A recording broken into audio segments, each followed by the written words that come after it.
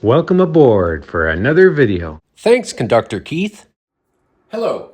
Now the purpose of this video is to show you how I destroyed a train and then brought it back to life. Well, back in staging I got caught up in that blue curtain thing there. It in turn wrapped itself in a train and the train in turn hit the deck. Just as the phoenix rises from the ashes, this train has risen from the ashes too and it's back in service. We'll get to that. But in the interim, I decided to take the opportunity to focus on some of the rail cars and improve them and add extra details and make the train a little more fun. Hopefully you can pick up some tips and tricks. You know, I thought I should cut this up here in case I come out from in the hobby room and accidentally do that and knock a train off of here. I had it in my head to do that. Now I'm definitely going to have to do that. There's even John's desk over there. Oh boy. Well, live and learn, I guess. I have now stapled temporarily this. So if you're going in and out from under it, you're not going to pull anything. And I've cut the material off of there. John's rail car is mangled. I mean, even it's just mangled. This rail car doesn't look so bad until you put your hand in it. And this poor passenger lost his head. The nun's lost her 2 feet. The windows came out. I'm not sure if there's any body damage to that rail car though. The first class rail car came out virtually unscathed except for the brass vent for the roof. This rail car, not so good. Nice and broken. And broken. This is not what I expected this morning. I'm a little upset, but whatever. It's my fault. Poor design there. So that's not going to happen again. The locomotive's heavy, so the rail car chain and the whole train, because it's all chained together, pulled it that way.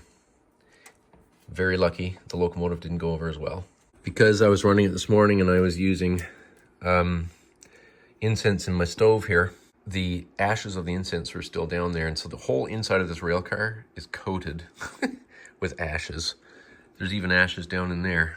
Meanwhile, I chatted with the real John, who suggested we put a light inside. He also likes dogs, so I added a dog and some other things. So I put a lamp. You won't see most of the structure when that's there. And it's got 3 volts of batteries, and it's got on-off switch. This is a 3-volt LED light, and that piece is a Lego piece that fit down over it and is glued on. Now, by the dog, there's a Lego bottle with a ship on it. See the ship? Very appropriate for John.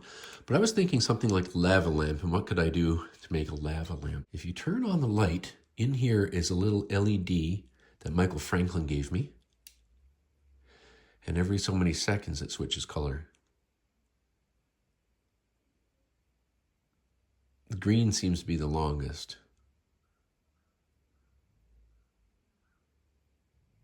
Most LEDs point straight up, so I've put the ducting tape in there to diffuse the light around, bounce the light around a bit inside. So let's see how that looks. Now, as you can see, all the wires and everything's hidden underneath, but I can easily reach the on-off switch. There you go. Now, how does John look back there in his light? We can see him. Before, it was always sort of a struggle to see him. Let's turn the lights off. There we go.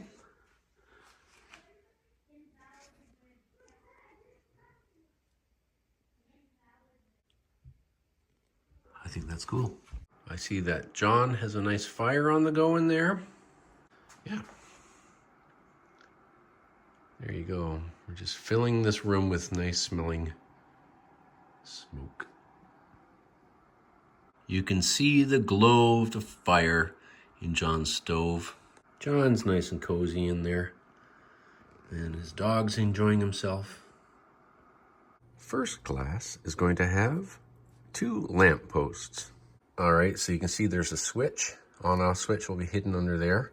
Now it's just a matter of connecting the batteries to the 3-volt LEDs in there. Now, if I've done this correct, the first class coach has lights. Here is the stuff hidden behind in the void space behind the seat. The screw is there to help me have something to grip to easily slide the body, the car body, that off of the chassis.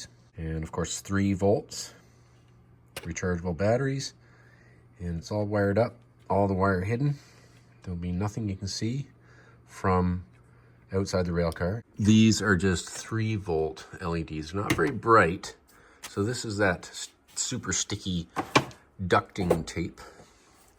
And I put it up there to help these little lights diffuse light around, bounce it around inside of the rail car. And that's a nice little place setting with the flowers and the spoons all glued down. So now the first class coach, in addition to having the nice table and the carpet and the seat cushions, it had the flowers.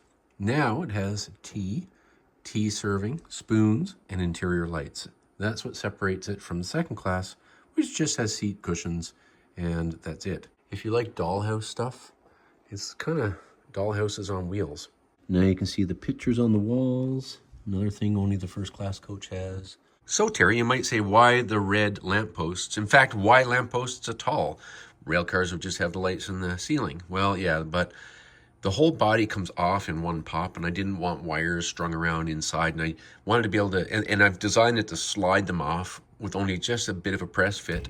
So if I slide them off, then I'd have to have, probably even a plug, or anyway, let's just make it fancy with some of these posts. Now the posts are red, but of course, so is the logo of the Pencross Railway of Eastern Ontario. Because this is a Mammoth model of a British industrial type locomotive, they didn't have headlights in the UK. So this didn't come with the headlight, of course.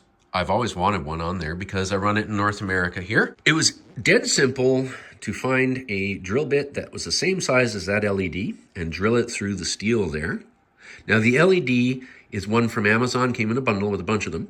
12 volts to 18 volts LED, warm light, not the stark bright stuff, and has a resistor built right into it. The Fosworks and Omni RC and stuff that's in here that runs this locomotive doesn't have a pin for headlights. I cannot wire in the headlight to be operated by a controller. So I wired the red to one of the posts there, and there's another little connection in there from the battery to all the various components where I wired the negative. It was a little experimentation to figure out where to actually do it. It wasn't very hard. So there you go. That was a simple thing. I bet you it took me 20 minutes to do that.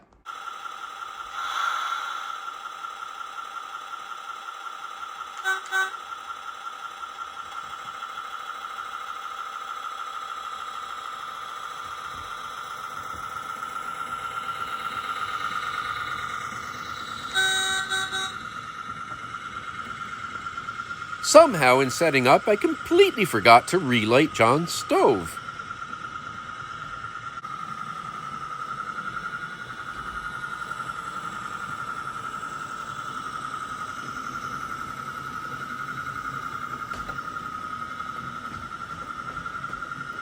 Oh, Henry, it's so good to see this train up and running again. I know what you mean, Marge. Yes, I know what you mean. It's very, very good.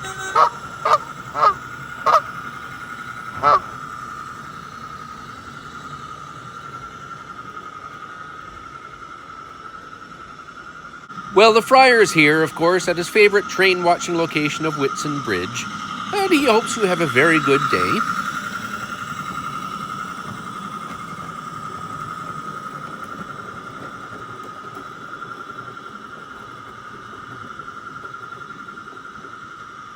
We can see that Lord Michael is pleased as punch, as is Conductor Keith.